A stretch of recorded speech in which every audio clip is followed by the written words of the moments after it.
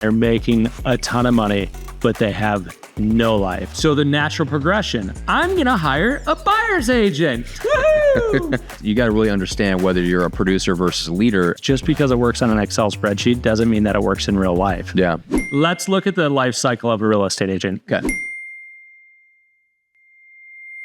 Usually they get into real estate because they're moving away from something. So chances are they're probably not in the best financial position when they first start, right? Okay. So they jump in, they get working, they get a little dose of that income. They start making some money. They're working. And all of a sudden they're probably a year and a half, 2 years out, and they're making a ton of money, but they have no life. Right.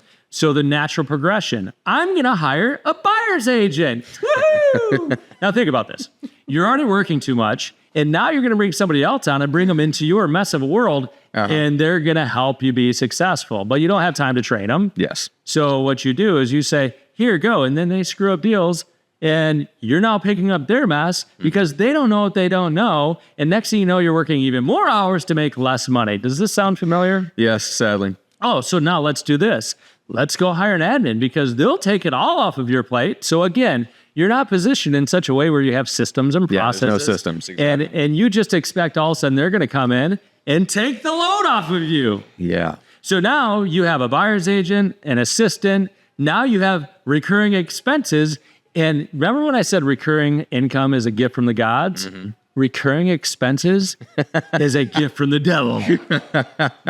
So then what happens is you're working, you're getting frustrated, and you're being a jerk to everybody on the team because you're doing bank account accounting where like you're making all this money, but then you look at your bank account, you really don't have that much money. And then a year later, you're doing your taxes finally, and you realize you owe a bunch of money there. So what's the answer?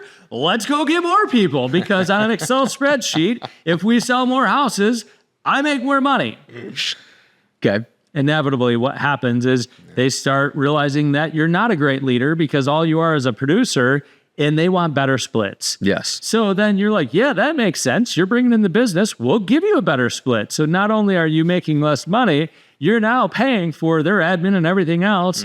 And at some point, you're like, why am I doing all this? Yeah. That's why people do a team.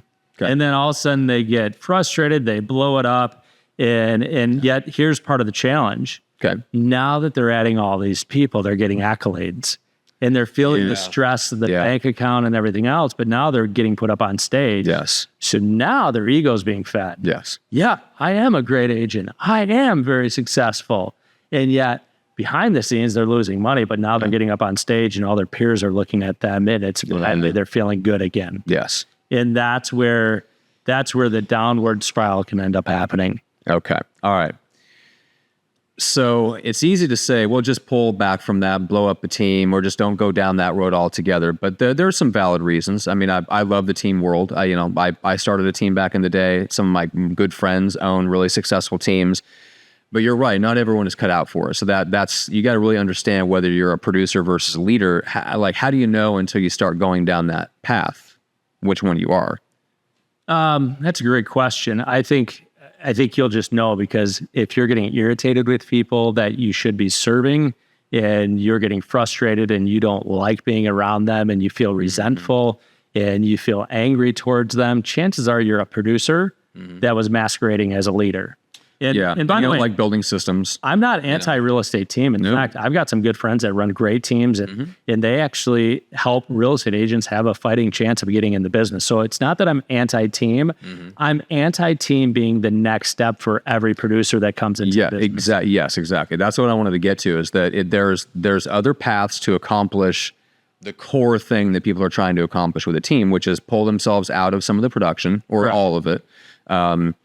Jump to the next level of being an entrepreneur, start doing just the 20% that delivers 80% of the results. And like just some of those reasons that somebody goes and starts a team, there are other ways to solve that, right?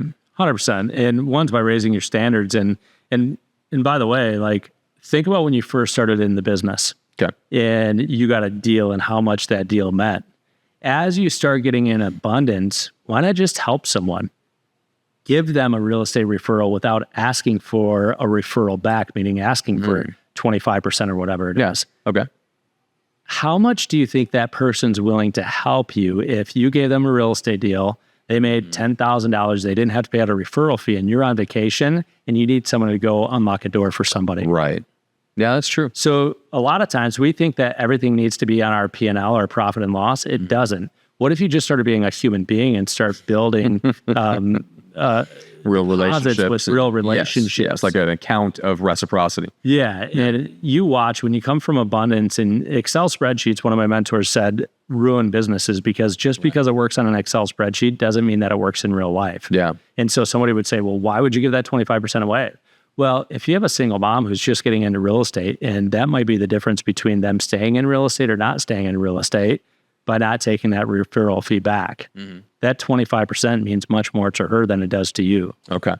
All right. So let's talk a little bit about what's the alternate vision. So, okay, you decide, all right, I'm not going to go down the team route, or I've gone down the route and I'm going to pull back from that. Okay, great.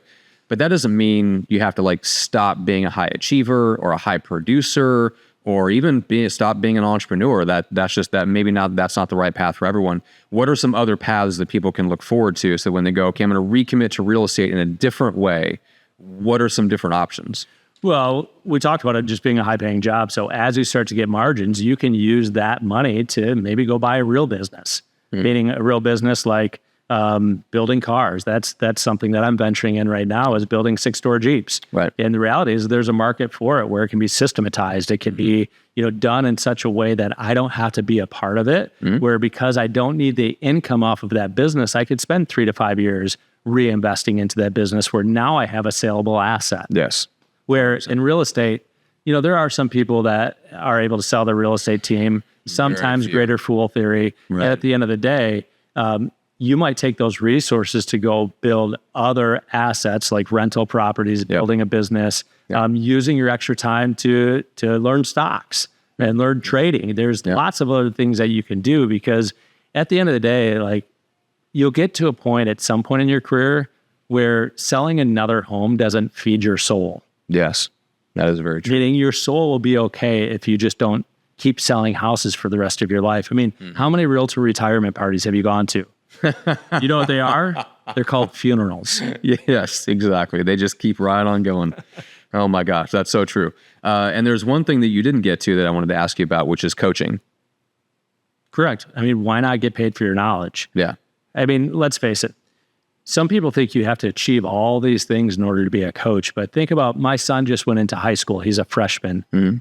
A 10th grader can help my son out much more with being an incoming freshman than what I can when I graduated high school in 1995. Yeah. See, there's sometimes where you get so far away from having actually done it, you're actually better equipped because you remember what it's like to not know how you're going to pay your MLS dues. Yeah. When one thing you may consider doing is coaching someone where you might just be 1 or 2 chapters ahead. And frankly, I think you might be able to do a better job helping them. Yes. And if you can, like we talked about recurring revenue in another video, just the idea that you can offset all of your living expenses by having 5 to 10 coaching clients that just pay you and the money rolls in at the first of the month. Yeah. Like think about what that would be like. Yeah. Holy cow. Like that's such a huge, I mean, obviously I've been in the recurring income game for 10 years. It is the biggest mental weight off of your shoulders as a business owner to wake up and go, all of my living expenses are paid by the money that just dropped into my account on the first every month. Well, and if you made it this far in the video, I'd like to ask you this. If your expenses are $10,000 a month, and a lot of times with agents, that's what it comes in at, would you rather have $20,000 a month in recurring income or $30,000 a month in transactional income? No, yeah. And you know what 9 out of 10 agents say? Well, I'll take the 20 grand. Right. I don't need that extra 10 grand if I just knew it was coming in. Yeah. And sometimes you'll have to go backwards in order to go forwards. And that's where it's important to know your numbers and treat this like an actual business. Okay. Love it. Okay. So people should get into, conversation, relationship with you. Go to connectwithhank.com. Get on a call with you. Because these are the sorts of things like you have an alternate, like a different vision of what agents can do, that if you're the type of person that's drawn to starting a team, or the other person that's already tried to start a team, which is like I did when I first got in the business. I went to that immediately. If you're that kind of person, like there is a different vision of how you can succeed and how you can be entrepreneurial and build wealth and make all that you want and live the life that you want.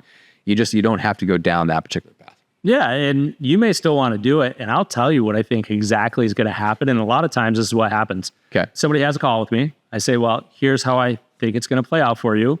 And they go and do it, and they said, you were 100% right 2 years later. Yeah, I believe that. So avoid that terrible, terrible fate.